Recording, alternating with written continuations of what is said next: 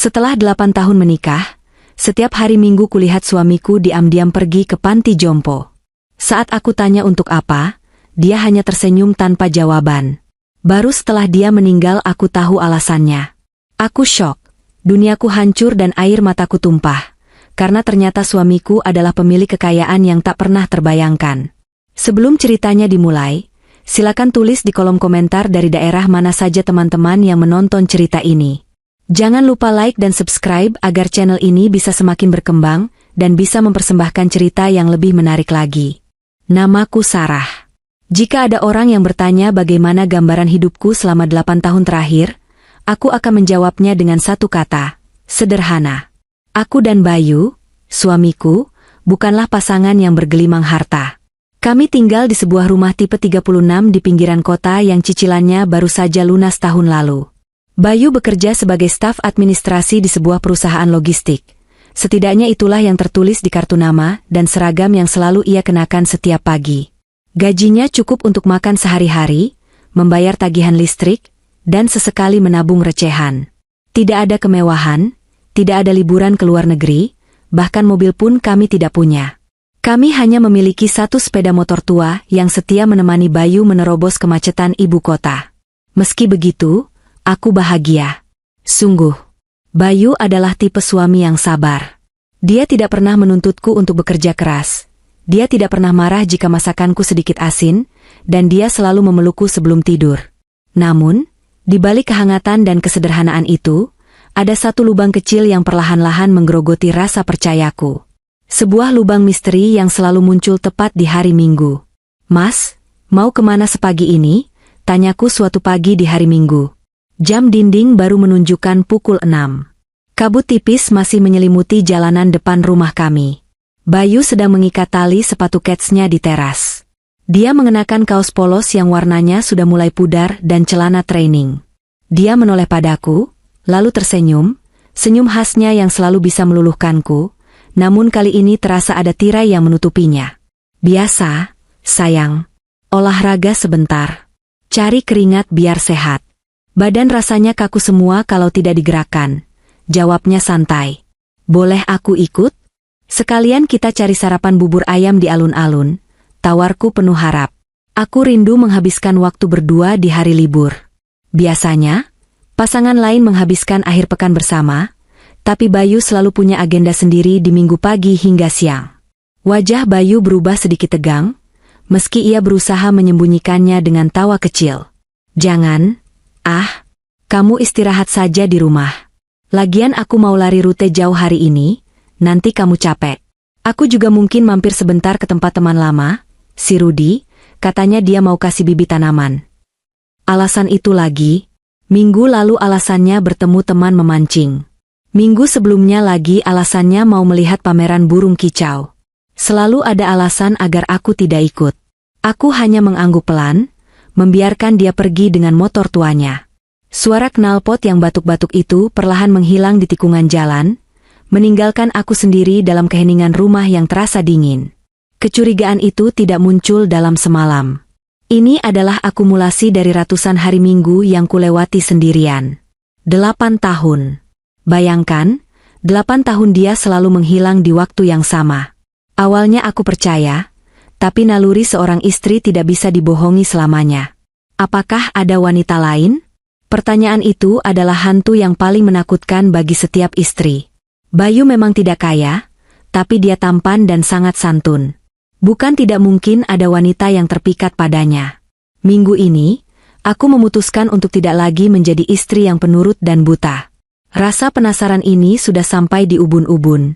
Ketika Bayu berpamitan dengan alasan jogging di taman kota, aku menunggunya keluar dari gang. Dengan tangan gemetar, aku memesan ojek online. Begitu Bayu melaju, aku meminta pengemudi ojek untuk mengikutinya dari jarak aman. "Jangan terlalu dekat ya, Pak. Saya cuma mau tahu suami saya kemana," bisikku pada tukang ojek yang tampak bingung tapi menuruti saja. Jantungku berdegup kencang, seolah-olah mau melompat keluar dari rongga dada. Kami melewati jalanan yang biasa kami lalui, tapi kemudian Bayu berbelok ke arah yang tidak kuduga. Dia tidak menuju taman kota. Dia juga tidak menuju pemukiman teman-temannya yang sederhana. Motor bututnya melaju kencang menuju kawasan elit di bukit utara kota. Kawasan ini terkenal sebagai tempat tinggal para konglomerat. Rumah-rumah di sini pagarnya tinggi menjulang, dengan pos satpam pribadi di setiap gerbangnya. Mobil-mobil yang melintas adalah jenis yang harganya mungkin setara dengan gaji Bayu selama 100 tahun. "Mbak, suaminya masuk ke sana," kata tukang ojek itu, menunjuk sebuah gerbang raksasa berwarna emas dan hitam. Aku ternganga. Di atas gerbang itu tertulis dengan huruf-huruf elegan yang berkilauan ditimpa matahari pagi, "Graha Senja Mulia, Eksklusif Senior Living." Itu bukan sekadar panti jompo. Itu adalah hunian lansia super mewah yang pernah kulihat di majalah bisnis. Tempat di mana para orang tua kaya raya menghabiskan masa tua mereka dengan fasilitas setara hotel bintang 5. Ada taman golf mini, kolam renang air hangat, dan dokter spesialis yang berjaga 24 jam. Aku turun dari ojek dan bersembunyi di balik pohon besar di seberang jalan. Mataku tak lepas dari gerbang itu. Satpam yang berjaga, yang seragamnya lebih rapi dari baju dinas suamiku, langsung membukakan gerbang dengan hormat begitu melihat Bayu. Tidak ada pemeriksaan, tidak ada tanya jawab. Bayu melenggang masuk begitu saja seolah dia pemilik tempat itu. Pikiranku berkecamuk liar. Apa yang dilakukan suamiku di tempat semewah ini? Skenario buruk mulai bermunculan di kepalaku. Apakah dia bekerja sambilan di sini? Menjadi tukang kebun atau petugas kebersihan untuk menambah penghasilan kami? Hatiku terasa nyeri membayangkannya. Suamiku yang lelah bekerja Senin sampai Sabtu, harus memeras keringat lagi di hari Minggu demi kami? Atau skenario yang lebih menyakitkan? Apakah dia menemui seseorang di sana? Seorang wanita kaya yang kesepian? Atau mungkin simpanan? Aku menunggu selama 3 jam. Matahari mulai meninggi dan perutku mulai perih karena belum sarapan. Tapi kakiku seolah terpaku di tanah. Sekitar pukul 12 siang, gerbang itu terbuka lagi. Bayu keluar. Wajahnya tampak segar, berseri-seri, berbeda sekali dengan wajah lelahnya saat pulang kerja di hari biasa. Dia sempat berhenti sebentar di pos satpam, menepuk bahu penjaga itu dengan akrab, lalu tertawa lebar. Satpam itu membungkuk hormat. Sangat hormat, bahkan lebih hormat daripada saat menyambut mobil mewah yang baru saja masuk. Saat Bayu menyalakan motornya dan pulang, aku masih mematung di sana. Aku memutuskan untuk tidak melabraknya saat itu juga. Aku tidak punya bukti kuat tentang apa yang dia lakukan di dalam. Jika aku bertanya, dia pasti akan mengelak lagi. Aku memilih pulang dengan hati yang penuh tanda tanya besar. Malam itu, saat makan malam, aku menatapnya lekat-lekat. Dia sedang menyuapkan nasi goreng buatanku dengan lahap. "Tadi olahraganya seru, Mas?" pancingku. Bayu mengangguk tanpa menatapku, matanya fokus pada piring. "Seru, sayang. Lumayan, keringatnya banyak keluar." "Ketemu teman lama juga?" "Iya, ngobrol sebentar. Biasalah, nostalgia masa SMA." "Bohong. Kamu bohong, Mas. Kamu tidak bertemu teman SMA. Kamu masuk ke istana orang-orang tua kaya itu." Tapi kalimat itu hanya tertahan di tenggorokanku. Aku takut jika aku membukanya sekarang. Pertengkaran hebat akan terjadi dan aku belum siap kehilangan keharmonisan ini. Aku memilih menelan rasa curiga itu bulat-bulat, membiarkannya menjadi racun yang mengendap di hatiku. Aku berjanji pada diriku sendiri, minggu depan aku akan mencari tahu lebih dalam. Aku tidak tahu bahwa takdir berkata lain. Minggu depan itu tidak akan pernah menjadi kesempatan bagiku untuk bertanya. Hari Minggu berikutnya datang dengan nuansa yang berbeda. Langit mendung sejak pagi, seolah alam sedang memberi pertanda bahwa hari ini akan menjadi hari yang kelabu. Seperti biasa, Bayu bersiap dengan rutinitas mingguannya. Kali ini dia mengenakan jaket agak tebal, karena angin di luar cukup kencang. "Aku berangkat dulu ya, Sarah. Mungkin pulangnya agak sorean sedikit hari ini," pamitnya sambil mencium keningku. Ciuman itu terasa lebih lama dari biasanya. Hangat bibirnya menempel di dahiku, memberikan rasa aman yang sesungguhnya semu. "Hati-hati, Mas. Jangan terlalu capek," jawabku. Hatiku bergetar ingin menahannya, ingin berteriak, "Jangan pergi. Aku tahu kamu ke panti jompo itu. Jelaskan padaku." Tapi lidahku keluh. Aku hanya menatap punggungnya menjauh, tidak menyadari bahwa itu adalah kali terakhir aku melihatnya berdiri tegak. Jam menunjukkan pukul 2 siang ketika telepon rumah berdering. Suaranya nyaring dan memekakan telinga di tengah rumah yang sepi. Perasaanku tidak enak. Jarang sekali ada yang menelepon ke telepon rumah kecuali sales kartu kredit atau penipuan. Aku mengangkat gagang telepon dengan ragu. Halo? Halo, apakah benar ini kediaman Bapak Bayu Prasetya? Suara di seberang sana terdengar berat dan formal, namun ada nada mendesak yang membuat bulu kuduku meremang. Benar, saya istrinya. Ada apa ya? Ibu Sarah, mohon maaf, kami dari RSUD Cempaka. Suami ibu baru saja dilarikan ke IGD. Beliau ditemukan tidak sadarkan diri di pinggir jalan, sepertinya serangan jantung mendadak saat sedang berkendara. Mohon ibu segera datang. Duniaku berhenti berputar. Kata-kata itu seperti petir yang menyambar tepat di siang bolong. Serangan jantung? Bayu? Dia selalu sehat. Dia rajin, olahraga, setiap minggu. Tidak mungkin. Mas Bayu nggak apa-apakan. Sus? Dia sadarkan? Suaraku bergetar hebat, air mata langsung membanjiri pipiku tanpa permisi. Ibu sebaiknya segera ke sini. Kondisinya kritis. Aku tidak ingat bagaimana aku mengunci pintu rumah. Aku tidak ingat bagaimana aku mencari taksi. Yang aku ingat hanyalah doa-doa yang kurapalkan tanpa henti, memohon pada Tuhan untuk jangan mengambil dia sekarang. Jangan sekarang, Tuhan. Kami belum punya anak. Aku belum minta maaf karena mencurigainya. Dia belum menjelaskan rahasianya. Sesampainya di rumah sakit, bau obat-obatan dan karbol langsung menusuk hidungku, membuat perutku mual. Aku berlari menyusuri lorong menuju IGD. Seorang dokter keluar dari balik tirai dengan wajah yang sudah sering kulihat di film-film sedih. Wajah penyesalan. Dia menggeleng pelan saat melihatku mendekat. Ibu Sarah? Tanyanya lembut. Aku mengangguk kaku, nafasku tertahan. Kami sudah berusaha semaksimal mungkin, Bu. Tapi serangan jantungnya sangat masif. Bapak Bayu sudah tidak ada saat sampai di sini. Kami sudah mencoba resusitasi jantung paru selama 30 menit, namun tidak ada respon. Saya turut berduka cita sedalam-dalamnya. Hening.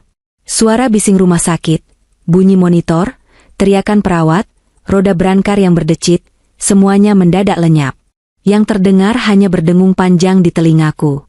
Lututku lemas seketika. Aku ambruk ke lantai rumah sakit yang dingin. Nggak mungkin. Mas Bayu cuma pergi olahraga. Racauku disela isak tangis yang mulai pecah menjadi histeris. Dia cuma pergi sebentar. Dia janji pulang sore. Beberapa perawat memapahku untuk duduk. Tapi rasa sakit di dadaku begitu hebat. Seolah ada tangan tak kasat mata yang meremas jantungku hingga hancur. Bayu, suamiku, pelindungku, satu-satunya orang yang memahamiku di dunia ini, telah pergi. Dan dia pergi membawa serta rahasia hari minggunya ke liang lahat. Proses pemakaman berlangsung cepat dan menyakitkan. Rumah kami yang sempit dipenuhi pelayat. Tetangga-tetangga datang dengan wajah simpati, membisikkan kata-kata penghiburan yang tidak satupun masuk ke telingaku. Aku duduk di samping jenazahnya yang sudah dikafani, menatap wajahnya yang pucat namun tenang. Dia terlihat seperti sedang tidur. Senyum tipis masih terukir di bibirnya. Kenapa kamu tersenyum, Mas? Apa yang membuatmu begitu tenang meninggalkan aku sendirian? Batinku menjerit. Satu persatu pelayat pulang. Tanah makam masih basah dan merah, ditaburi bunga yang mulai layu. Malam harinya, rumah terasa begitu besar dan kosong. Hampa. Kenyataan pahit mulai menampar wajahku bukan hanya lewat kesedihan, tapi juga lewat ketakutan akan masa depan. Aku duduk di ruang tamu, membuka laci meja tempat Bayu biasa menyimpan berkas-berkas penting. Aku harus tahu apa yang dia tinggalkan untukku bertahan hidup. Selama ini, Bayu yang memegang kendali keuangan. Aku hanya menerima uang belanja mingguan. Aku tidak pernah menuntut lebih karena aku tahu gajinya pas-pasan. Tanganku gemetar saat membuka buku tabungan satu-satunya yang kami miliki. Aku membuka halaman terakhir. Mataku terbelalak, bukan karena takjub, tapi karena ngeri. Saldo, 2.500.000 rupiah. Hanya itu. Hanya 2,5 juta. Bagaimana aku bisa hidup? Bagaimana aku membayar tagihan listrik bulan depan? Bagaimana aku membeli beras? Bagaimana aku membayar biaya selamatan 7 hari, 40 hari? Uang duka dari tetangga mungkin cukup untuk biaya pemakaman. Tapi untuk hidup selanjutnya? Aku menggeledah laci itu lagi, berharap menemukan polis asuransi atau tabungan lain. Tapi tidak ada. Tidak ada apa-apa selain surat nikah kami, ijazah, dan tumpukan struk belanja bulanan. Rasa sedihku perlahan bercampur dengan kepanikan, dan sedikit kemarahan. Mas, kamu kerja keras setiap hari, kamu pergi setiap minggu, kemana semua uangmu? Bisikku pada foto pernikahan kami yang terpajang di dinding. Kenapa kamu tinggalkan aku tanpa pegangan apa-apa? Mas? Bayangan panti jompo mewah itu kembali melintas di kepalaku. Apakah uang Bayu habis di sana? Apa dia membayar biaya perawatan seseorang di sana? Orang tuanya? Tapi Bayu bilang orang tuanya sudah meninggal sejak dia kecil, dan dia dibesarkan di panti asuhan biasa. Lalu siapa yang dia kunjungi? Apakah benar dia punya wanita lain di sana? Wanita yang menggerogoti hartanya yang sedikit itu sampai dia tidak menyisakan apapun untuk istrinya sendiri? Rasa curiga yang belum terjawab itu kini berubah menjadi pisau yang menyayat hati. Aku merasa dikhianati oleh orang yang paling kucintai, tepat di saat aku kehilangan dia selamanya. Aku menangis malam itu bukan hanya karena rindu, tapi karena rasa takut yang mencekik leher. Aku janda, tanpa pekerjaan tetap, tanpa tabungan, dan tanpa jawaban. Belum kering air mataku, ponselku berbunyi. Nama, ibu mertua, muncul di layar. Itu adalah ibu angkat Bayu, wanita yang mengadopsinya dulu, namun hubungan kami tidak pernah baik. Dia dan anak-anak kandungnya, saudara angkat Bayu, selalu memandang kami sebelah mata. Halo, Bu, jawabku parau. Sarah, jangan kira kamu bisa santai-santai ya. Suara cempreng ibu mertuaku langsung menyambar tanpa ucapan belasungkawa. Besok ibu dan anak-anak mau ke sana. Kami mau bicara soal harta peninggalan Bayu. Jangan ada yang kamu sembunyikan. Sambungan diputus sepihak. Aku menatap layar ponsel dengan tatapan kosong. Harta peninggalan? Apa yang mau dibagi? 2,5 juta rupiah? Motor butut? Rumah tipe 36 ini? Tuhan, cobaan apa lagi yang engkau berikan padaku? Belum sembuh luka kehilangan suami, kini serigala-serigala itu datang untuk memperebutkan tulang sisa. Aku memeluk lutut di sudut sofa, merasa menjadi wanita paling malang di dunia. Aku tidak tahu bahwa besok, kedatangan mereka justru akan menjadi awal terbukanya kotak Pandora yang selama ini dijaga rapat oleh Bayu. Pagi itu, matahari bersinar terik, seolah-olah mengejek mendung kelabu yang masih menggantung tebal di dalam hatiku. Tanah makam Bayu bahkan belum benar-benar kering, dan bunga-bunga yang kutaburkan kemarin sore mungkin baru mulai layu, tetapi ketenangan rumah kami yang sedang berduka sudah terusik dengan kasar. Suara drum mobil yang berhenti mendadak di depan pagar, disusul dengan bunyi klakson yang tidak sabaran, membuatku tersentak dari lamunan di ruang tengah. Aku tahu siapa mereka. Itu adalah ibu mertuaku, ibu angkat yang membesarkan Bayu, beserta kedua kakak angkat Bayu, Mas Tio dan Mbak Rina. Selama 8 tahun aku menikah dengan Bayu, kunjungan mereka bisa dihitung dengan jari sebelah tangan. Mereka hanya datang jika ada maunya, atau jika ingin memamerkan pencapaian anak-anak kandung ibu yang sukses, sambil merendahkan Bayu yang dianggap tidak punya masa depan. Aku membuka pintu dengan langkah gontai. Belum sempat aku mengucapkan salam, ibu mertuaku sudah menerobos masuk, mengibaskan kipas tangannya dengan wajah yang sama sekali tidak menyeratkan kesedihan.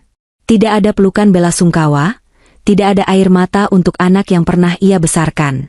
Panas sekali rumah ini, Sarah. Kamu tidak nyalakan AC, keluh ibu mertua sebagai kalimat pembuka, matanya menyapu seisi ruang tamu kami yang sederhana dengan tatapan meremehkan. AC-nya rusak, Bu. Belum sempat diperbaiki, jawabku pelan, berusaha menahan gejolak emosi di dada. Silakan duduk dulu, Bu, Mas Tio, Mbak Rina. Maaf berantakan, saya belum sempat beres-beres setelah tahlilan semalam. Mbak Rina, yang mengenakan tas bermerek dan perhiasan emas mencolok, mendengus pelan.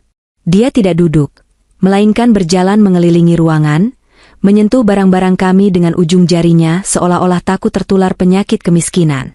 Ya ampun, Sarah. Bayu itu kerja apa sih selama ini? Perasaan sudah 8 tahun nikah. Kok rumah masih begini-begini saja? Sofa ini sofa zaman kapan? Sudah buluk begini masih dipakai. Sudahlah, Rin. Kita kesini bukan untuk bahas sofa. Potong Mas Tio dengan suara berat dan otoriter. Dia duduk di kursi utama, menatapku tajam layaknya seorang interrogator. Sarah, duduk.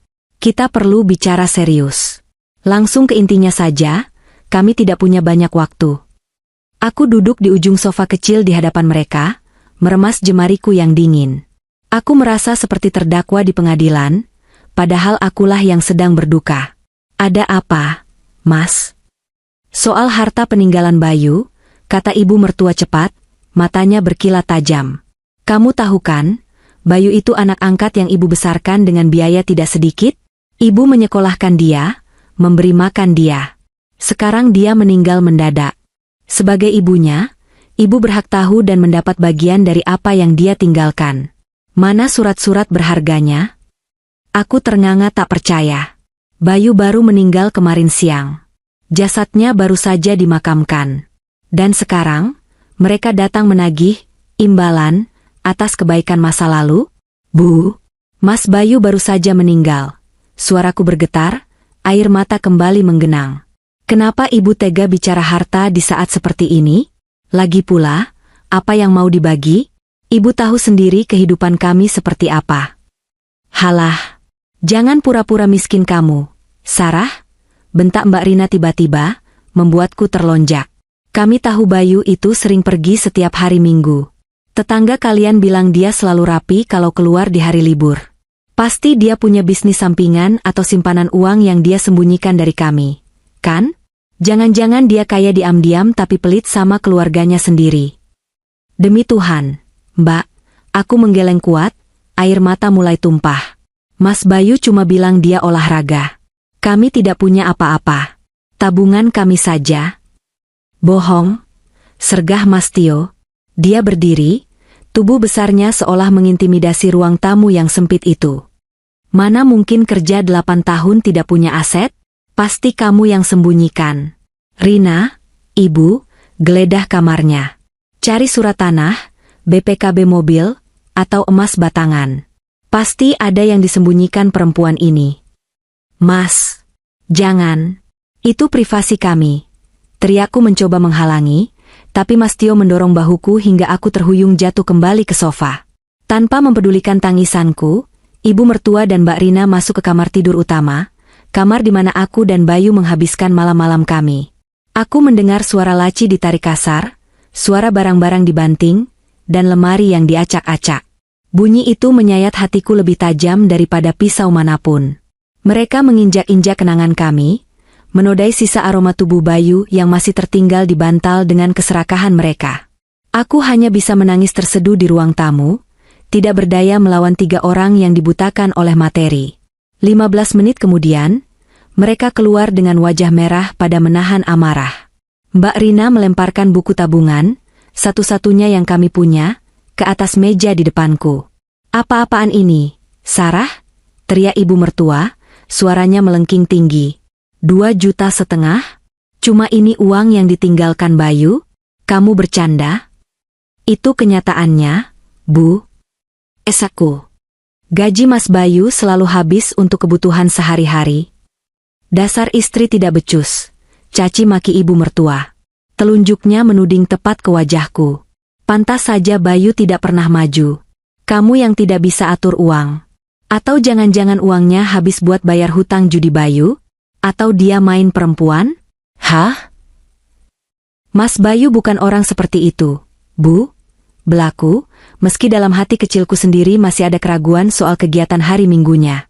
Dia suami yang baik. Suami baik apanya? Mas Tio meludah ke lantai, ke ubin yang selalu dipel Bayu setiap pagi sebelum berangkat kerja. Kalau dia baik, dia tidak akan meninggalkan ibunya dan istrinya melarat begini. Tiap minggu keluyuran, pasti uangnya habis buat hura-hura. Dasar anak tidak tahu diuntung. Sudah dipungut dari panti asuhan, dibesarkan, matinya malah menyusahkan. Kata-kata itu begitu kejam. Bayu selalu menghormati ibu mertua, meski dia diperlakukan seperti pembantu di rumah itu dulu. Bayu tidak pernah menjelekkan mereka di depanku. Tapi kini, saat dia sudah tiada, mereka mencabik-cabik kehormatannya tanpa ampun. "Kalian jahat," bisikku lirih. "Silakan kalian cari sampai ke lubang tikus pun, kalian tidak akan menemukan apa-apa. Karena memang tidak ada apa-apa." Mbak Rina menendang kaki meja dengan kesal. "Sialan, buang-buang bensin kita ke sini." Ternyata benar dugaan ibu, Bayu itu cuma beban sampai mati. Mereka berdiri di sana, berkacak pinggang, menatapku dengan jijik seolah akulah penyebab kemiskinan ini. Mereka tidak menemukan harta karun yang mereka bayangkan. Mereka kecewa bukan karena kehilangan anggota keluarga, tapi karena gagal mendapatkan durian runtuh. Saat suasana sedang memanas dan penuh caci maki itu, aku merasa duniaku benar-benar runtuh. Tidak ada suami, tidak ada uang, dan kini keluarga pun menjadi musuh. Aku sendirian, dikepung oleh serigala-serigala yang lapar. Namun, aku tidak tahu bahwa di luar pagar rumah kami, sebuah mobil mewah baru saja berhenti, membawa seseorang yang akan membalikan semua caci maki ini menjadi kebisuan yang mematikan. Suasana di ruang tamu masih tegang dan penuh hawa panas amarah, ketika suara ketukan pintu terdengar. Ketukan itu berbeda. Bukan gedoran kasar seperti yang dilakukan keluarga mertuaku tadi, melainkan ketukan yang sopan, teratur, dan berwibawa. 3 kali ketukan yang tegas namun tenang. Ibu mertua, Mas Tio, dan Mbak Rina sontak terdiam. Mereka saling pandang. "Siapa itu?" "Penagih hutang," bisik Mbak Rina dengan wajah pucat. "Jangan-jangan Bayu ninggalin hutang juga selain kemiskinan?" "Biar Tio yang buka," kata Mas Tio, mencoba terlihat berani meski aku melihat kegelisahan di matanya. Dia melangkah ke pintu depan dan membukanya lebar-lebar. Seketika, cahaya matahari siang menerobos masuk, menyinari siluet seorang pria yang berdiri di ambang pintu.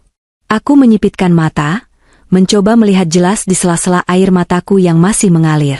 Pria itu berusia sekitar 50-an, mengenakan setelan jas hitam yang sangat rapi, sepatu kulit yang mengkilap, dan kacamata berbingkai emas.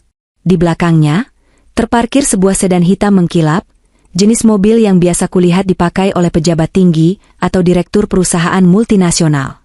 Supirnya berdiri tegap di samping mobil, menunggu dengan sikap hormat. Pria itu tersenyum tipis, senyum yang santun namun menyimpan aura yang sulit dijelaskan. "Selamat siang. Apakah benar ini kediaman almarhum Bapak Bayu Prasetya?" tanyanya. Suaranya baritone, tenang, dan sangat formal. Mas Tio yang tadi garang mendadak menciut. Dia mundur selangkah. Benar. Bapak siapa, ya?" Pria itu tidak langsung menjawab, melainkan melangkah masuk dengan sopan setelah mengangguk permisi. Matanya menyapu ruangan yang berantakan akibat ulah mertuaku tadi, lalu tatapannya berhenti padaku yang masih terduduk lemas di sofa dengan mata sembab. "Perkenalkan, nama saya Hartono," ucapnya sambil mengeluarkan kartu nama dari saku jasnya dan meletakkannya di atas meja, tepat di samping buku tabungan kami yang menyedihkan itu. "Saya adalah kepala pengelola Geraha Senja Mulia, sebuah fasilitas hunian lansia eksklusif di kawasan Bukit Utara." Mendengar kata, fasilitas hunian lansia, dan melihat penampilan mewah Pak Hartono, wajah ibu mertua langsung berubah panik. Dia menyenggol lengan Mbak Rina. "Tuh kan, apa ibu bilang? Pasti Bayu naruh orang di sana tapi nunggak bayar. Itu tempat mahal, Rin." Mbak Rina langsung maju, memasang wajah defensif. "Dengar ya, Pak Hartono. Kalau Bapak datang mau nagih hutang biaya perawatan atau apapun itu, kami tidak tahu menahu. Kami ini cuma keluarga angkat. Bayu itu sudah pisah rumah sama kami lama. Segala urusan hutang piutang dia, itu urusan istrinya." Telunjuk Mbak Rina mengarah lurus ke wajahku. "Tagih saja sama Sarah. Dia yang nikmatin uang Bayu selama ini." "Betul," timpal Mas Tio, buru-buru cuci tangan. "Kami kesini cuma mau melayat. Kami tidak terima warisan apa-apa dari dia, jadi jangan harap kami mau bayar hutang-hutangnya. Jangan sita rumah atau aset kami ya, Pak." Ibu mertua bahkan lebih kejam lagi. Dia menatapku dengan sorot mata menyalahkan. "Tuh, Sarah, rasakan kamu. Sok-sokan hidup gaya, Ternyata suami kamu ninggalin hutang di panti jompo mewah. Kamu urus sendiri ya. Ibu tidak mau ikut campur. Hatiku mencelos. Sakit sekali. Mereka baru saja menggeledah rumahku mencari harta, tapi begitu ada indikasi hutang, mereka langsung melemparku ke kandang singa. Aku menatap Pak Hartono dengan gemetar, membayangkan berapa ratus juta tagihan yang mungkin dibawa pria ini. Panti jompo itu sangat mewah, dan jika benar Bayu menunggak di sana, aku mungkin harus menjual ginjal untuk melunasinya. Pak, suaraku parau, maafkan suami saya kalau ada tunggakan. Saya tidak punya uang sekarang. Tabungan kami cuma 2 juta. Tapi saya akan cicil. Pak, saya akan cari kerja. Tolong jangan laporkan saya ke polisi. Pak Hartono menatapku. Ekspresi wajahnya berubah, dari formal menjadi sesuatu yang lebih lembut, penuh empati. Dia menatap sekilas ke arah keluarga mertuaku dengan tatapan yang sulit diartikan, mungkin campuran antara rasa heran dan kasihan melihat tingkah mereka, lalu kembali menatapku. Ibu Sarah, panggilnya lembut. Sepertinya ada kesalahpahaman besar di sini. Dia merapikan jasnya sedikit, lalu berbicara dengan nada yang lebih tegas, cukup keras untuk didengar oleh ibu mertua dan ipar-iparku yang sudah bersiap kabur ke pintu. Saya datang bukan untuk menagih hutang. Bapak Bayu tidak memiliki hutang 1 rupiah pun di tempat kami. Rekam jejak beliau sangat bersih. Langkah kaki ibu mertua terhenti. Dia menoleh, bingung. Maksudnya? Terus bapak mau apa kesini? Mau minta sumbangan? Pak Hartono mengabaikan ibu mertua sepenuhnya. Dia menatapku lekat-lekat. Ibu Sarah, kedatangan saya ke sini adalah untuk menjemput ibu. Ada beberapa hal administratif yang sangat mendesak dan harus segera diselesaikan terkait posisi Bapak Bayu di Geraha Senja Mulia. Dan hal ini tidak bisa diwakilkan oleh siapapun. Harus ibu sendiri yang datang. Saya? Tanyaku bingung. Tapi saya tidak tahu apa-apa, Pak. Saya cuma tahu suami saya sering ke sana tiap minggu. Betul, potong Pak Hartono. Dan karena itulah ibu harus ikut saya sekarang. Para penghuni dan staf kami sedang menunggu kedatangan ibu. Mereka sangat terpukul dengan kepergian Pak Bayu. Mereka ingin bertemu dengan wanita yang selama ini diceritakan oleh Pak Bayu. Aku terdiam. Pikiranku berkecamuk. Apa maksudnya? Bayu menceritakan aku? Kepada siapa? Kepada lansia-lansia kaya di sana? Tapi, rumah saya sedang berantakan, Pak. Ada keluarga saya?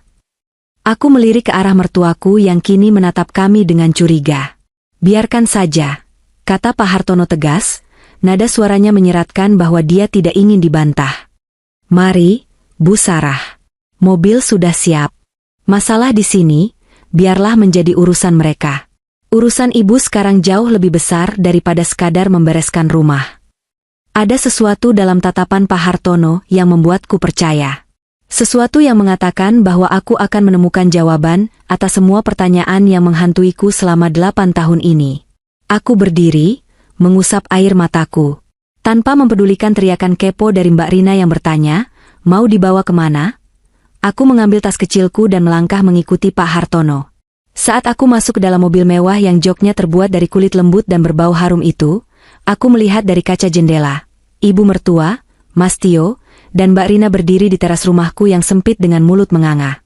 Mereka tampak bingung, penasaran, dan mungkin sedikit ketakutan karena merasa ada sesuatu yang luput dari perhitungan serakah mereka. Mesin mobil menderu halus, nyaris tak terdengar. Mobil melaju perlahan meninggalkan rumah kontrakan kami, meninggalkan kemiskinan dan kehinaan yang baru saja kualami, menuju ke sebuah tempat di atas bukit. Menuju rahasia besar yang selama ini disimpan rapat oleh suamiku di balik senyum sederhananya setiap hari Minggu. Jantungku berdegup kencang. Apa yang menungguku di sana? Apakah hutang budi? Atau sesuatu yang lain? Mobil sedan hitam itu meluncur mulus melewati gerbang emas Geraha Senja Mulia yang menjulang tinggi. Jantungku berdebar semakin kencang, seirama dengan deru halus mesin mobil yang membawa kami masuk ke pelataran utama. Di balik jendela kaca yang gelap, aku melihat pemandangan yang membuatku menahan napas. Ini bukan panti jompo seperti yang ada di bayanganku, suram, bau obat, dan penuh kesedihan. Tempat ini lebih mirip resor peristirahatan bintang 5. Taman-taman bunga tertata rapi dengan warna-warni yang memanjakan mata, jalan setapak dari batu alam yang bersih, dan bangunan-bangunan bergaya kolonial yang megah namun hangat. Di kejauhan, aku melihat beberapa lansia sedang duduk santai di gazebo, ada yang bermain catur, ada yang sekadar menikmati teh sore. Semuanya tampak begitu damai, kontras sekali dengan kekacauan yang baru saja terjadi di rumahku. Kita sudah sampai, Bu Sarah, kata Pak Hartono lembut. Supir membukakan pintu untukku. Begitu kakiku menapak di lantai marmer lobi utama, aku merasa kerdil. Aku hanya mengenakan daster rumahan yang kusut dan sandal jepit, sementara tempat ini begitu berkelas. Aku ingin menyembunyikan wajahku karena malu, tapi sambutan yang kuterima kemudian membuatku terpaku. Bukan tatapan jijik atau meremehkan yang kudapat, melainkan penghormatan. Puluhan staf, mulai dari perawat berseragam putih bersih, petugas kebersihan, hingga staf administrasi, berbaris rapi di kiri dan kanan lobi. Saat melihatku, mereka semua membungkuk hormat secara serempak. Suasana hening seketika, namun hening yang penuh dengan rasa takzim. "Selamat datang, Ibu Sarah," ucap mereka hampir bersamaan. Aku menoleh ke arah Pak Hartono dengan bingung. "Pak, ini ada apa? Kenapa mereka seperti ini? Saya cuma istri pegawai biasa." Belum sempat Pak Hartono menjawab, seorang nenek tua dengan kursi roda elektrik mendekatiku. Wajahnya keriput namun bersih dan bercahaya. Matanya berkaca-kaca saat menatapku. Di belakangnya, menyusul belasan lansia lain. Ada yang berjalan memakai tongkat, ada yang dipapah perawat, tapi wajah mereka semua menyeratkan satu emosi yang sama, haru. Nenek itu meraih tanganku yang gemetar. Kulitnya yang keriput terasa hangat di kulitku yang dingin. "Kamu Sarah, ya?" Suaranya bergetar. "Istrinya Nak Bayu?" Aku mengangguk pelan. "Iya, Nek." Tangis nenek itu pecah seketika. Dia mencium punggung tanganku berkali-kali, membuatku panik dan mencoba menarik tanganku. "Ya Allah, Nek, jangan begini. Saya bukan siapa-siapa." "Kamu istrinya malaikat kami, Nak," isak nenek itu. "Kalau bukan karena suamimu, saya sudah mati kelaparan di kolong jembatan 5 tahun lalu. Nak Bayu yang memungut saya, membawa saya ke sini, memberi saya kamar yang bagus, makanan enak, dan dokter yang baik. Dia merawat saya seperti ibu kandungnya sendiri." "Saya juga, Bu Sarah," seorang kakek tua bertopi baret maju selangkah. Matanya merah. "Anak-anak saya membuang saya karena saya stroke. Pak Bayu menemukan saya di rumah sakit terlantar. Dia melunasi semua biaya dan membawa saya ke surga ini. Dia sering datang tiap minggu cuma buat pijat kaki saya dan mendengar cerita masa muda saya." Satu persatu mereka mulai bercerita. Kisah-kisah tentang kebaikan Bayu mengalir seperti air bah. Ada yang diselamatkan dari panti sosial yang kumuh, ada yang ditolong saat menggelandang di jalanan, ada yang dibantu saat sakit keras tanpa biaya. Kepalaku pening. Bayu? Suamiku yang gajinya pas-pasan itu? Suamiku yang motornya sering mogok itu? Bagaimana mungkin dia membiayai semua ini? Aku menatap Pak Hartono, menuntut penjelasan. "Pak Hartono, tolong jelaskan. Siapa sebenarnya suami saya? Biaya di sini pasti mahal sekali. Dari mana dia dapat uang untuk menolong mereka semua? Apakah dia korupsi? Atau dia punya hutang besar?" Pak Hartono tersenyum sedih, lalu memberi isyarat agar kami masuk ke sebuah ruangan privat yang jauh dari keramaian lobi. Dia mempersilakan aku duduk di sofa kulit yang empuk, lalu menuangkan segelas air putih untukku. "Ibu Sarah," Pak Hartono memulai, suaranya berat dan penuh wibawa. "Suami ibu, Bapak Bayu Prasetya, bukanlah sekadar pengunjung di sini.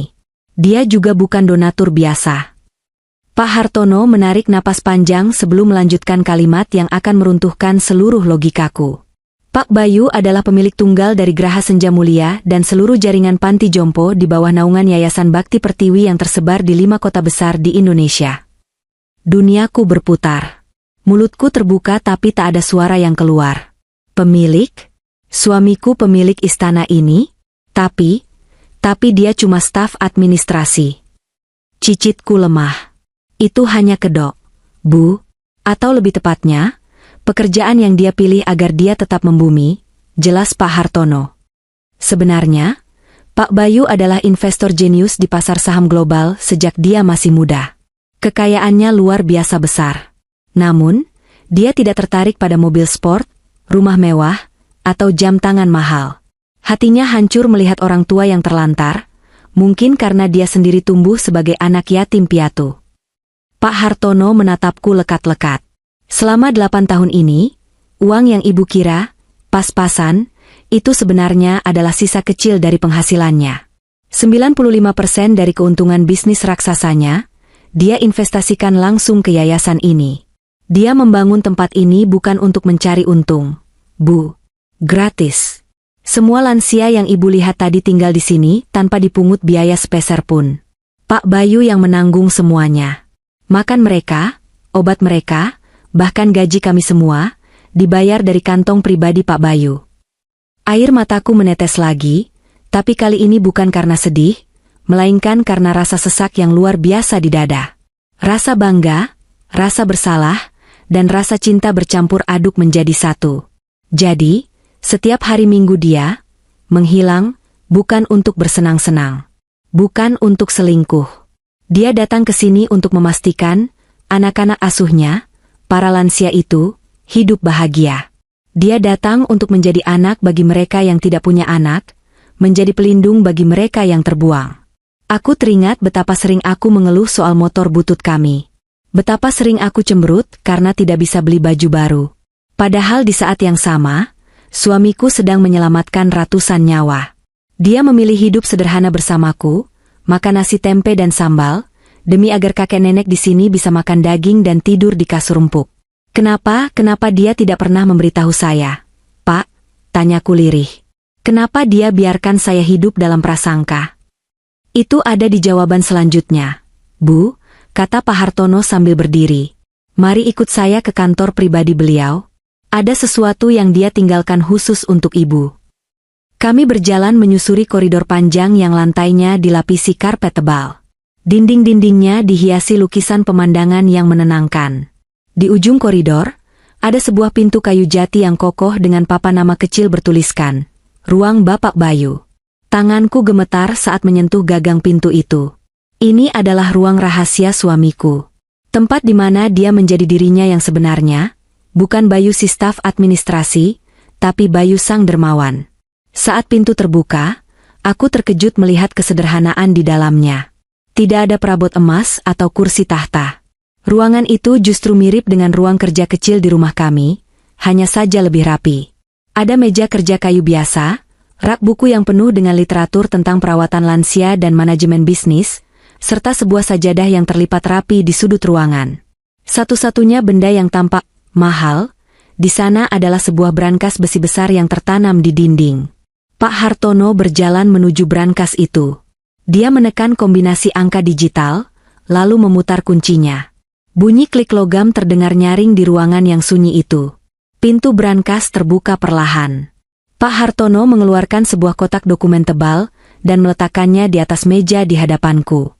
Ini semua milik ibu sekarang, katanya. Aku membuka kotak itu dengan tangan yang masih gemetar. Di dalamnya terdapat tumpukan sertifikat tanah, surat kepemilikan saham mayoritas di berbagai perusahaan besar, dan dokumen legalitas yayasan. Angka-angka yang tertera di sana membuat kepalaku pening. Nolnya berderet begitu panjang hingga aku kesulitan menghitungnya. Miliar? Bukan. Ini triliun. Aset yang ditinggalkan Bayu bernilai triliunan rupiah. Di atas tumpukan dokumen aset itu, ada sebuah amplop putih tertutup rapat. Di depannya tertulis dengan tulisan tangan Bayu yang sangat kuhafal. Untuk istriku tercinta, Sarah. Napasku tercekat. Ini surat terakhirnya. Pak Hartono mundur perlahan, memberiku privasi. Saya tunggu di luar, Bu. Ambillah waktu sebanyak yang ibu butuhkan. Setelah pintu tertutup kembali, aku membuka amplop itu. Aroma parfum Bayu yang khas, campuran wangi sabun mandi dan sedikit mask, menguar dari kertas itu, membuat air mataku langsung tumpah membasahi pipi. Sarah sayang, jika kamu membaca surat ini, berarti aku sudah tidak ada di sampingmu lagi. Maafkan aku, sayang. Maafkan suamimu yang pengecut ini, karena telah menyembunyikan hal sebesar ini darimu selama 8 tahun pernikahan kita. Kamu pasti bertanya-tanya, kenapa aku bohong? Kenapa aku membiarkan kita hidup pas-pasan padahal aku punya segalanya? Sarah, aku tumbuh dengan melihat bagaimana uang bisa mengubah manusia menjadi monster. Aku melihat orang-orang mendekatiku hanya karena tahu aku punya potensi, lalu membuangku saat aku gagal. Aku trauma. Aku takut wanita yang kunikahi nanti hanya mencintai isi dompetku, bukan hatiku. Saat aku bertemu kamu, aku memutuskan untuk menyamar. Aku ingin tahu, apakah ada wanita yang mau mendampingi Bayu yang tidak punya apa-apa? Bayu yang naik motor butut? Bayu yang gajinya UMR? Dan kamu membuktikannya, Sarah. 8 tahun. Kamu tidak pernah pergi. Kamu tetap memasakkan aku, memijat punggungku saat lelah, dan tersenyum menyambutku pulang meski kita tidak punya uang untuk nonton bioskop. Kamu mencintaiku apa adanya. Cintamu tulus, murni, tanpa syarat. Hari Minggu adalah hari di mana aku menggunakan rezeki yang titipan Tuhan ini untuk orang lain. Tapi hari Senin sampai Sabtu adalah hari-hari paling bahagia dalam hidupku karena aku memilikimu. Semua aset ini, Yayasan Bakti Pertiwi, Graha Senja Mulia, dan seluruh tabungan pribadiku, 100% aku wariskan kepadamu. Tidak ada orang lain. Kamu adalah satu-satunya pemilik sah dari semua yang kutinggalkan. Aku tahu ini beban yang berat. Tapi aku percaya padamu. Kamu punya hati yang lembut, Sarah. Lanjutkan perjuanganku, ya? Rawatlah kakek dan nenek di sini. Jangan biarkan mereka terlantar kembali. Terima kasih telah menjadi istri terbaik di dunia. Aku mencintaimu, dulu, sekarang, dan selamanya.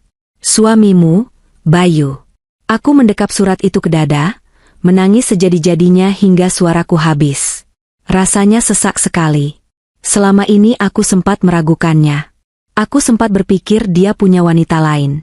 Padahal, dia sedang menguji ketulusanku sekaligus membangun surga untuk orang banyak. Dia menyembunyikan kekayaannya hanya untuk memastikan bahwa cinta yang kami miliki adalah cinta yang sejati. Dan dia benar. Aku mencintainya bukan karena uang ini. Jika boleh memilih, aku rela menukar semua triliunan ini asalkan Bayu bisa hidup kembali dan memboncengku naik motor butut itu lagi keliling kota. Tapi takdir tidak bisa ditawar. Aku menghapus air mataku dengan kasar. Bayu sudah memberiku kepercayaan sebesar ini. Dia mempercayakan anak-anaknya, para lansia itu, kepadaku. Aku tidak boleh lemah. Aku tidak boleh terus-menerus menangis. Aku melihat kembali tumpukan dokumen itu. Ini bukan hanya harta, ini adalah amanah. Dan ini juga senjata. Pikiranku melayang pada kejadian di rumah tadi pagi. Wajah sombong ibu mertua, kata-kata kasar Mbak Rina, dan ludah Mas Tio di lantai rumahku. Mereka menghinaku miskin. Mereka menuduh Bayu menyusahkan. Mereka menuntut warisan padahal tidak pernah peduli. Kini, di tanganku ada kekuatan yang bisa membungkam kesombongan mereka selamanya. Aku bukan lagi Sarah si janda miskin yang bisa diinjak-injak. Aku adalah Sarah, pemilik Graha Senja Mulia, penerus tunggal Bayu Prasetya. Pintu ruangan terbuka pelan. Pak Hartono melongok ke dalam. Bu Sarah, apakah ibu baik-baik saja? Aku menarik napas panjang, lalu berdiri tegak. Untuk pertama kalinya sejak kematian Bayu, aku merasa ada kekuatan baru yang mengalir dalam darahku. Aku menatap Pak Hartono dengan tatapan mantap. Saya baik-baik saja, Pak Hartono. Terima kasih. Baguslah. Oh ya, Bu. Ada satu hal lagi, kata Pak Hartono sedikit ragu. Pihak resepsionis di depan baru saja mengabari. Katanya ada 3 orang yang datang memaksa masuk. Seorang ibu tua dan 2 orang dewasa lainnya. Mereka berteriak-teriak mengaku sebagai keluarga kandung Pak Bayu, dan ingin bertemu pimpinan di sini untuk menagih hutang. Satpam sudah mau mengusir mereka, tapi saya pikir saya harus lapor ibu dulu. Sudut bibirku terangkat sedikit, membentuk senyum getir. Rupanya mereka menyusul. Mereka pasti penasaran atau ingin memastikan bahwa aku benar-benar terjerat hutang agar bisa menertawakanku. Jangan diusir, Pak, kataku tenang, sambil merapikan tumpukan dokumen triliunan rupiah itu ke dalam tas yang disediakan Pak Hartono. Biarkan mereka masuk. Bawa mereka ke ruang pertemuan utama. Ibu yakin? Tanya Pak Hartono heran. Sangat yakin, jawabku. Sudah saatnya mereka tahu siapa sebenarnya Bayu Prasetya, dan siapa Sarah yang selama ini mereka hina. Aku melangkah keluar dari ruangan itu dengan langkah pasti. Bukan sebagai istri yang rapuh lagi, tapi sebagai pemimpin yayasan yang siap menghadapi serigala-serigala berbulu domba itu. Permainan mereka sudah selesai. Giliranku yang memegang kendali. Ruang rapat utama Geraha Senja Mulia terasa seperti dimensi lain. Dingin, hening, dan berbau kemewahan yang mengintimidasi. Dinding kaca setinggi 3 meter di sebelah kiriku memperlihatkan hamparan taman bergaya Jepang dengan kolam koi yang tenang, kontras sekali dengan badai yang sedang berkecamuk di dalam dadaku. Aku duduk di kursi utama, sebuah kursi kulit ergonomis berwarna hitam pekat yang biasanya diduduki oleh Bayu. Sandarannya tinggi, seolah menopang punggungku yang rapuh agar tetap tegak. Di sebelah kananku berdiri Pak Hartono, pria parubaya yang kesetiaannya pada suamiku tak perlu diragukan lagi. Di sebelah kiriku duduk Pak Anwar, pengacara senior kepercayaan Bayu, yang sedang menyusun tumpukan berkas tebal di atas meja mahoni mengkilap itu. Bunyi kertas yang bergesekan terdengar nyaring di ruangan yang sunyi ini. Mereka sudah di lobi. Bu Sarah, suara Pak Hartono memecah keheningan. Resepsionis bilang mereka membuat keributan. Berteriak-teriak soal hak asasi dan menuduh kita menyekap ibu. Aku menarik napas panjang, mencoba menenangkan detak jantung yang berpacu liar. Tanganku yang berada di bawah meja saling meremas, dingin dan berkeringat. Biarkan mereka masuk, Pak. Jangan ada yang menghalangi. Buka pintu lebar-lebar. Ibu yakin? Tanya Pak Anwar, menatapku dari balik kacamata bacanya yang tebal. Secara hukum, ibu berhak menolak mereka karena ini properti pribadi. Kita bisa panggil keamanan untuk menyeret mereka keluar sekarang juga. Aku menggeleng pelan. Tidak, Pak Anwar. Kalau mereka diusir sekarang, mereka akan merasa jadi korban. Mereka akan terus meneror hidup saya dengan cerita-cerita bohong. Hari ini harus diselesaikan. Tuntas. Sampai ke akar-akarnya. Pak Hartono mengangguk hormat, lalu memberi isyarat melalui earpiece yang terpasang di telinganya. Izinkan masuk. Arahkan ke ruang rapat VVIP. Detik-detik berlalu terasa seperti jam. Aku memejamkan mata sejenak, membayangkan wajah Bayu. Bantu aku, Mas. Beri aku sedikit saja ketenanganmu, batinku. Tak lama kemudian, suara gaduh terdengar dari balik pintu ganda yang besar dan kokoh itu. Suara cempreng yang sangat kuhafal, suara yang selama 8 tahun ini selalu membuat perutku mulas karena cemas. Minggir, jangan sentuh saya. Saya ini ibunya. Kalian tahu tidak siapa anak saya? Teriakan ibu mertua menembus pintu tebal itu. Pintu terbuka kasar. 3 sosok manusia melangkah masuk dengan gaya serampangan yang merusak estetika ruangan elegan ini. Ibu mertua memimpin di depan, mengenakan baju terbaiknya, kebaya encim berwarna merah menyala yang terlalu sempit, dipadu dengan perhiasan emas imitasi yang bergemerincing setiap kali ia bergerak. Wajahnya merah padam, bedaknya sedikit luntur oleh keringat kemarahan. Di belakangnya mengekor Mas Tio, kakak tertua Bayu, dengan kemeja lusuh yang kancing atasnya terbuka, memperlihatkan dada yang berkeringat. Matanya liar menyapu sekeliling ruangan, menaksir harga lukisan dan perabot yang ada.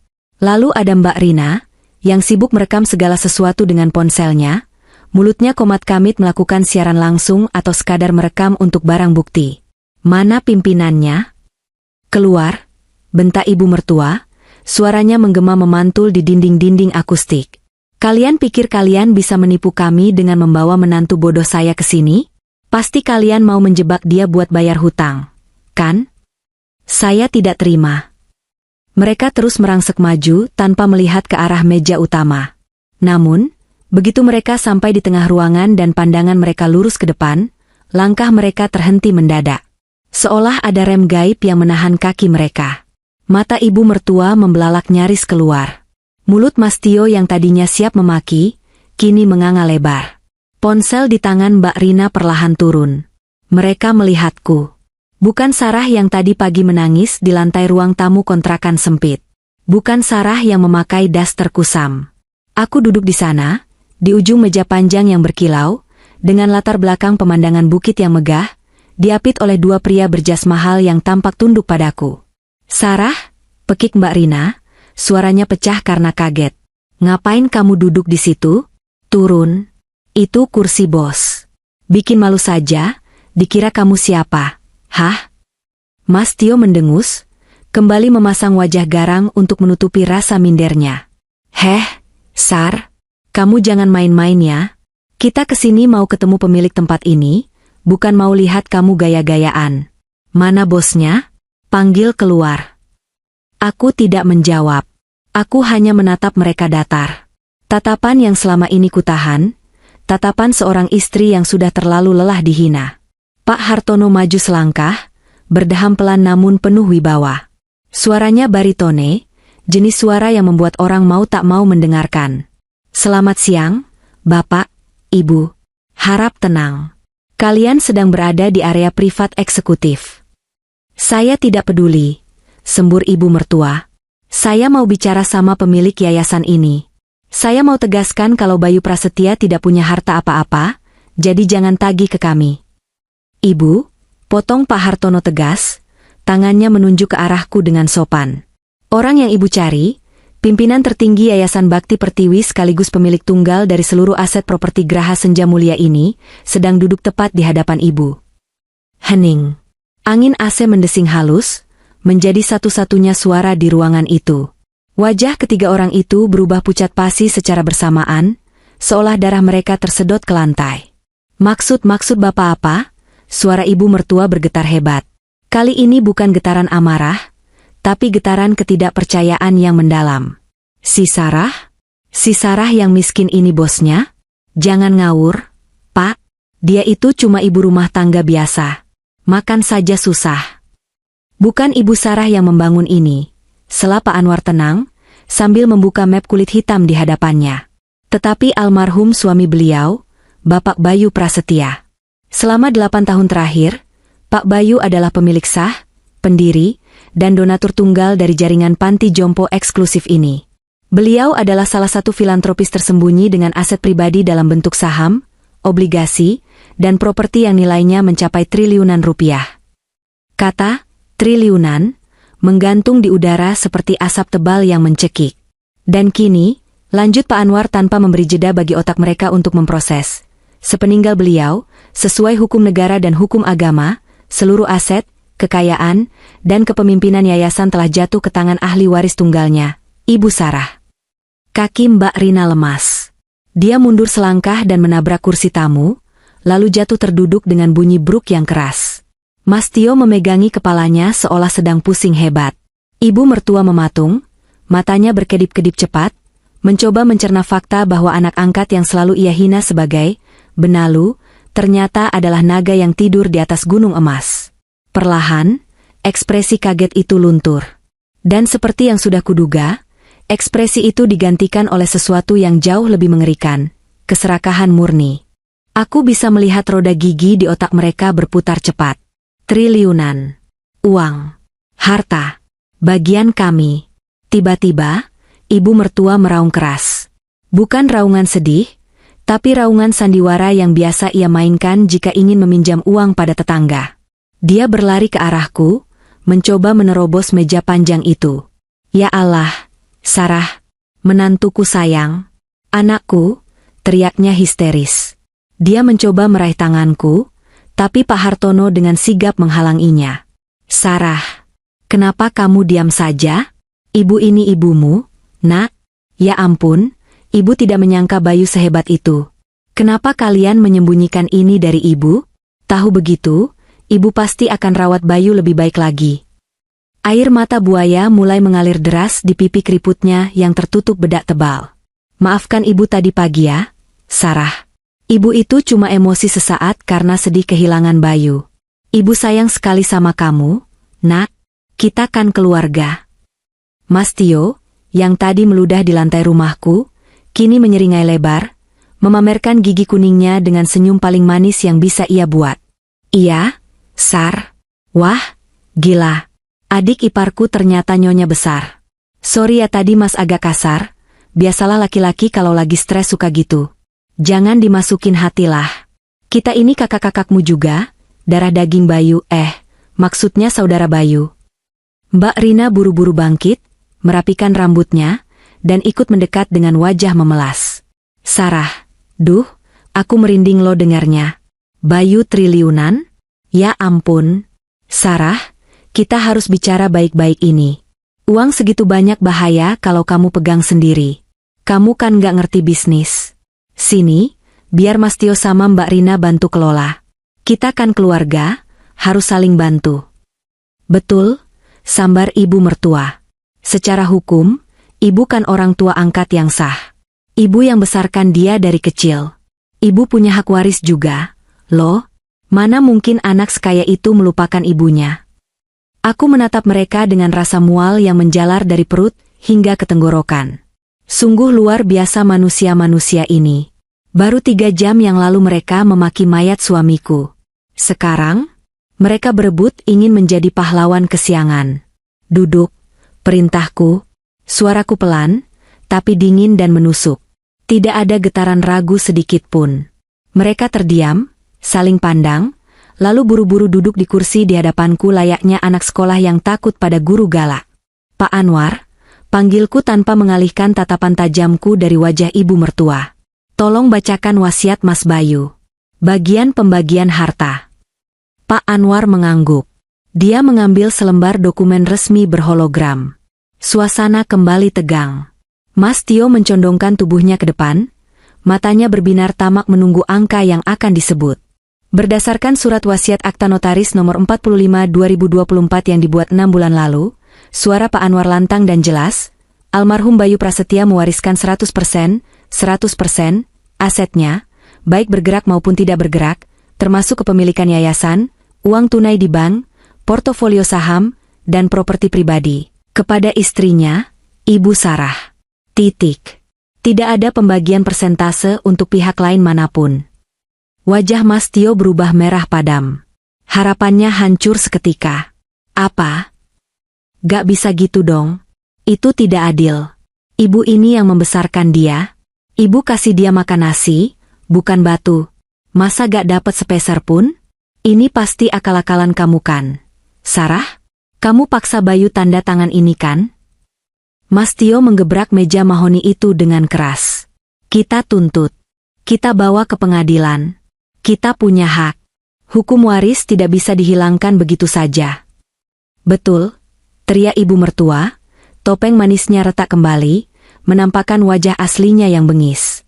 Dasar anak durhaka. Sudah mati pun masih pelit sama orang tua. Saya mau bagian saya. Setidaknya setengah dari harta itu. Saya ibunya. Kalau tidak, saya akan tuntut kamu, Sarah. Saya akan sewa pengacara paling mahal untuk hancurkan kamu. Aku tersenyum tipis. Senyum miris melihat betapa rendahnya mereka. Silakan, jawabku tenang. Silakan tuntut. Saya tunggu surat panggilannya. Kamu menantang kami? Bentak Mbak Rina. Bukan menantang, Mbak. Tapi memberi pilihan, jawabku. Aku menoleh pada Pak Anwar.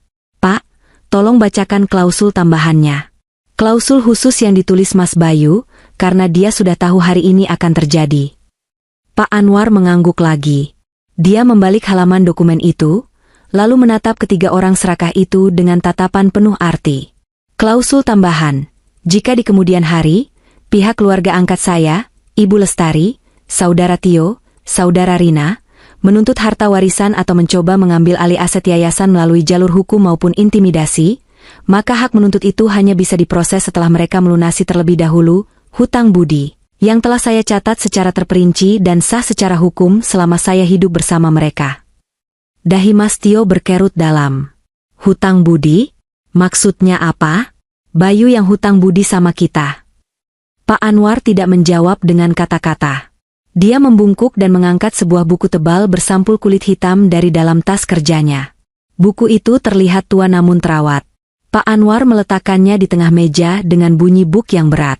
Bapak Bayu adalah seorang investor jenius. Beliau memiliki kebiasaan mencatat arus kas yang sangat detail. Sejak beliau mulai bekerja serabutan di usia 14 tahun, beliau mencatat setiap rupiah yang keluar dari kantongnya untuk keluarga kalian. Pak Anwar membuka buku itu. Halamannya penuh dengan tulisan tangan Bayu yang rapi. Mari kita lihat, kata Pak Anwar sambil menelusuri baris demi baris dengan jarinya. Tanggal 12 Mei 2010. Pelunasan hutang judi Tio di lapak Pak Kumis.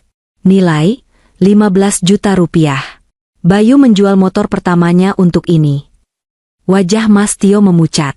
Dia ingat kejadian itu. Dia yang memohon-mohon di kaki Bayu agar tidak dibunuh preman. Tanggal 4 Agustus 2012, lanjut Pak Anwar.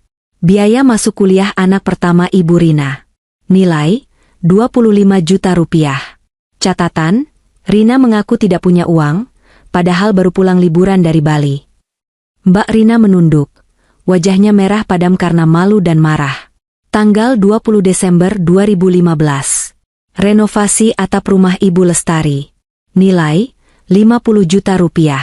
Ditambah pembelian sofa, kulkas 2 pintu, dan TV LED 50 inch. Total, 85 juta rupiah. Ibu mertua gemetar. Mulutnya terkunci rapat. Dan yang paling rutin, suara Pak Anwar semakin tegas.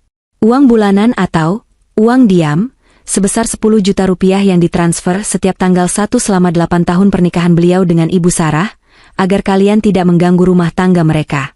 Total, 960 juta rupiah. Pak Anwar menutup buku itu perlahan.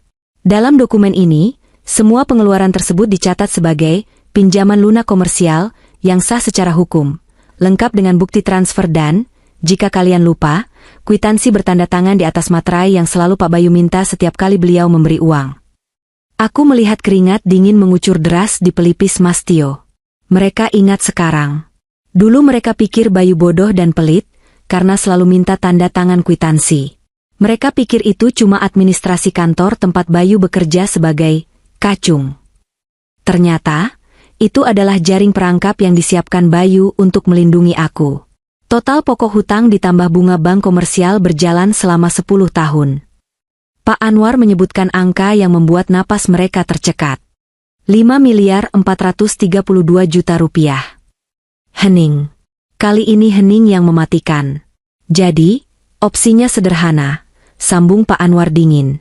Jika kalian mendaftarkan gugatan waris ke pengadilan besok pagi, maka siang harinya kami akan mendaftarkan gugatan sita jaminan atas rumah ibu, mobil Rina, dan seluruh aset kalian untuk melunasi hutang 5,4 miliar ini. Secara hukum, posisi kami sangat kuat. Ibu mertua ambruk bersandar di kursinya. Tubuhnya lemas seperti tulang-tulangnya dicabut. 5 miliar?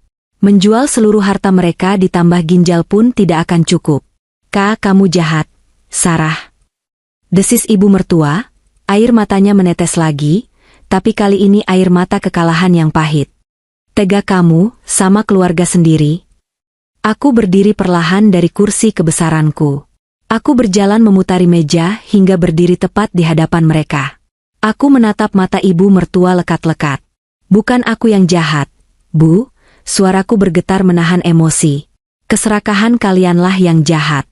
Mas Bayu orang baik. Sangat baik. Dia membiayai hidup kalian diam-diam, menanggung gaya hidup kalian, bahkan saat kalian menghinanya sebagai anak pungut.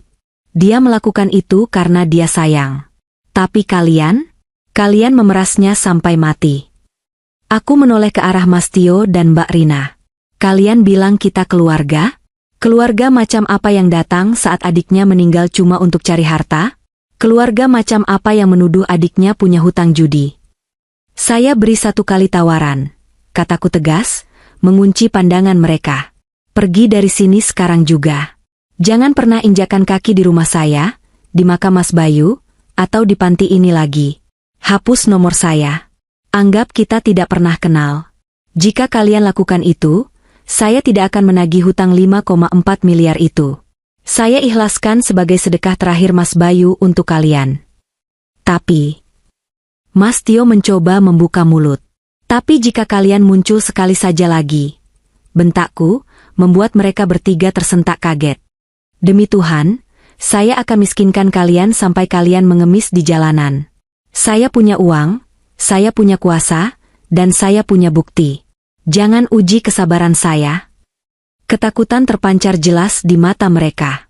Mereka sadar, Sarah yang ada di hadapan mereka bukan lagi Sarah yang penurut. Sarah ini memiliki cakar. Tanpa bicara sepatah kata pun, Mas Tio berdiri dan menarik lengan ibunya dengan kasar. Ayo pulang, Bu. Percuma kita di sini. Gila orang ini. Tapi Tio, uangnya. Ibu mertua masih merancau, tapi tubuhnya diseret paksa oleh anaknya sendiri. Mbak Rina memungut tas dan ponselnya dengan panik, menunduk dalam-dalam, tak berani menatap mataku. Mereka bertiga berjalan keluar dari ruangan mewah itu dengan langkah terseret-seret, gontai, dan penuh kehinaan. Tidak ada lagi teriakan sombong. Yang ada hanya suara langkah kaki pecundang yang diusir dari istana, yang seharusnya bisa mereka nikmati jika saja mereka punya sedikit hati nurani. Pintu ganda tertutup di belakang mereka. Bunyi klik pintu terkunci terdengar seperti musik terindah di telingaku. Kakiku mendadak lemas.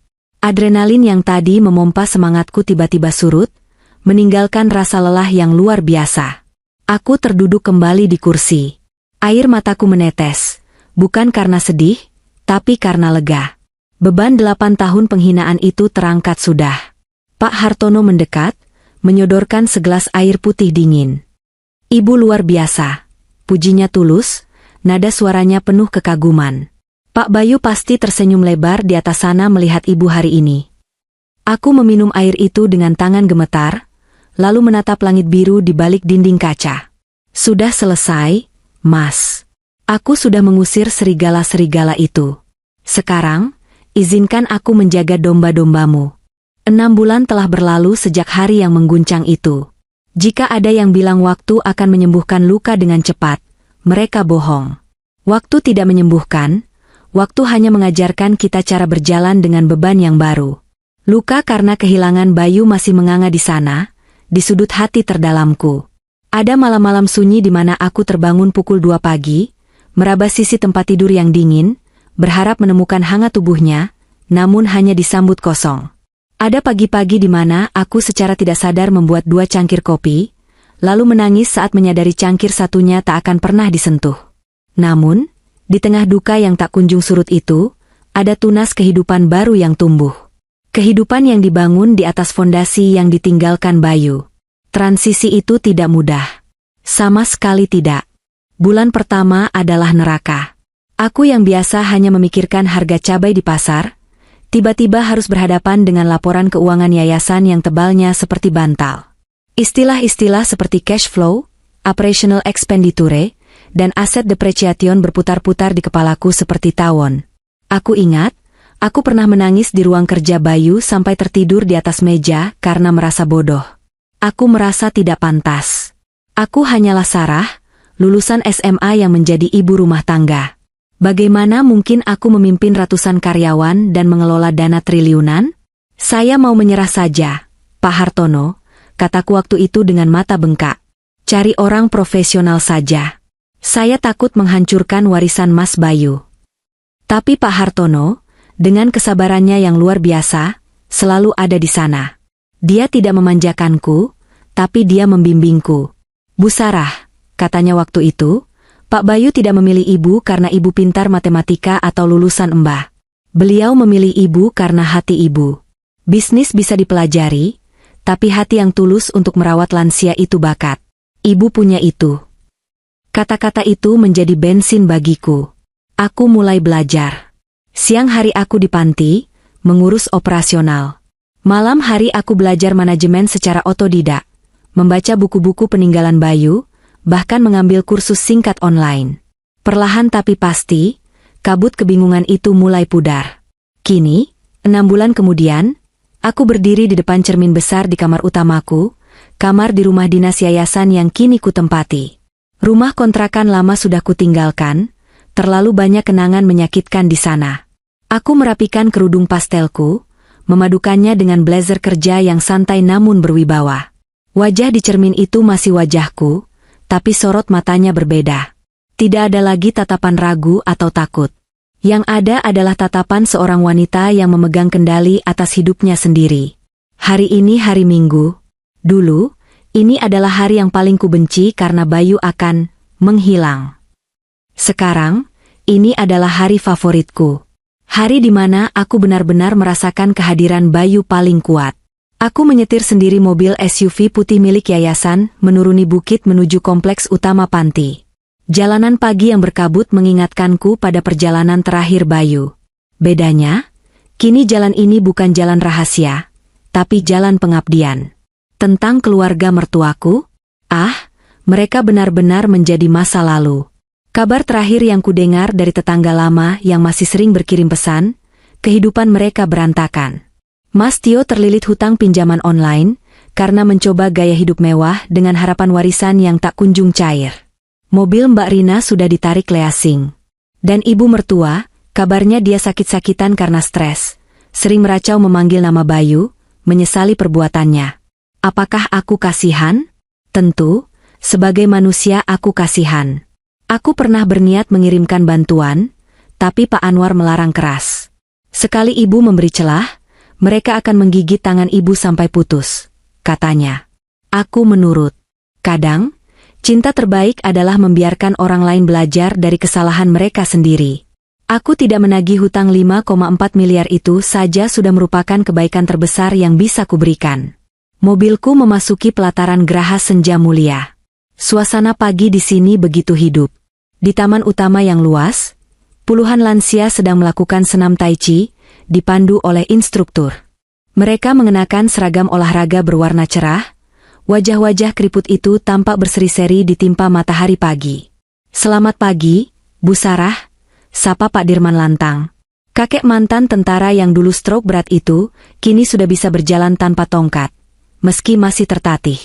Pagi, Pak Dirman. Wah, semangat sekali hari ini. Jangan lupa obatnya diminum ya, Pak.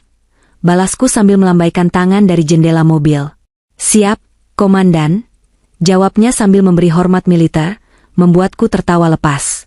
Aku memarkir mobil dan berjalan kaki menuju area paviliun anggrek. Ini adalah tempat bagi para lansia yang membutuhkan perawatan intensif. Langkahku terhenti di kamar nomor 12. Di sana, Nenek Iem sedang berbaring lemah. Seminggu terakhir kondisinya menurun. Aku duduk di tepi ranjangnya, menggenggam tangannya yang tinggal kulit pembungkus tulang. Nenek Iem membuka matanya perlahan. Senyum tipis terbit di bibirnya yang pucat saat melihatku. Enduk Sarah, bisiknya parau. Saya di sini, Nek. Nenek butuh sesuatu? Mau makan bubur? Tanyaku lembut, mengusap dahinya yang berkeringat dingin. Nenek Iem menggeleng lemah. Nenek cuma mau lihat kamu. Nenek takut kalau tidur, pas bangun kamu nggak ada. Saya nggak akan kemana-mana, Nek. Saya akan jaga nenek terus. Kamu persis suamimu, kata Nenek Iem, matanya berkaca-kaca. Dulu, waktu nenek dibuang anak kandung nenek di pinggir jalan, Nak Bayu yang gendong nenek masuk mobil. Dia bilang, "Mbah, ikut saya ya, di tempat saya banyak teman." Nenek pikir dia malaikat. Ternyata dia punya istri bidadari. Air mataku menetes mendengar itu. Bayu, oh Bayu, jejak kebaikanmu begitu dalam tertanam di hati orang-orang ini. Nenek istirahat ya. Jangan pikirkan apa-apa. Di sini rumah nenek. Kami semua keluarga nenek, ujarku sambil memperbaiki letak selimutnya. Keluar dari paviliun, aku bertemu dengan tim dokter dan perawat yang sedang berdiskusi. Aku langsung masuk ke mode pemimpin. Dokter Budi, bagaimana stok obat jantung untuk bulan depan? Saya lihat di laporan ada keterlambatan pengiriman dari vendor. Tanyaku tegas namun ramah. Dokter Budi, pria yang usianya jauh di atasku, mengangguk hormat. Sudah kami atasi, Bu Sarah. Kami ganti vendor sesuai arahan Ibu minggu lalu. Barang akan masuk besok pagi. Bagus. Pastikan tidak ada yang terlewat. Jangan sampai ada satupun kakek nenek kita yang telat minum obat. Uang bukan masalah, nyawa mereka prioritas. Pesanku. Baik, Bu.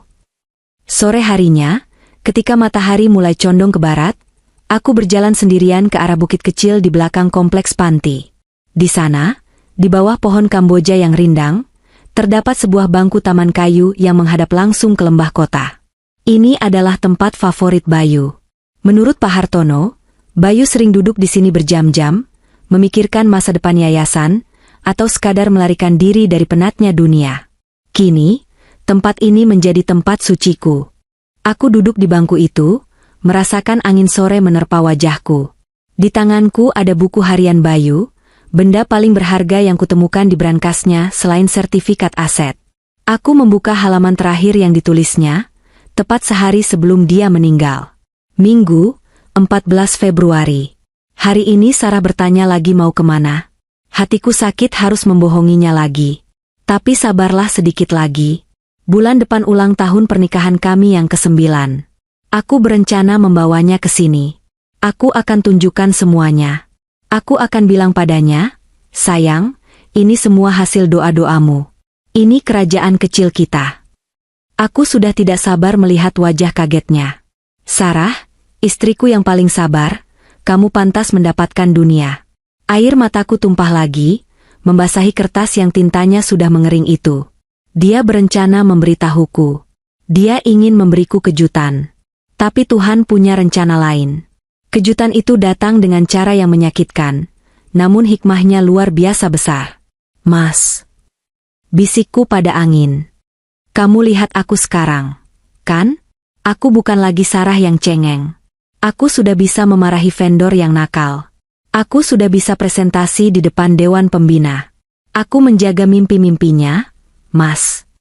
Aku memejamkan mata, membiarkan memori tentang senyum Bayu menari di pelupuk mata. Dulu, aku berpikir duniaku hancur saat dia pergi. Aku merasa kehilangan pegangan. Tapi ternyata, dia tidak pergi begitu saja. Dia meninggalkan fondasi yang kuat di bawah kakiku. Dia tidak hanya mewariskan harta yang bisa habis dalam sekejap, tapi dia mewariskan sebuah tujuan. Sebuah alasan untuk bangun setiap pagi. Menjadi janda kaya raya mungkin impian sebagian orang, tapi bagiku, kekayaan ini hanyalah alat.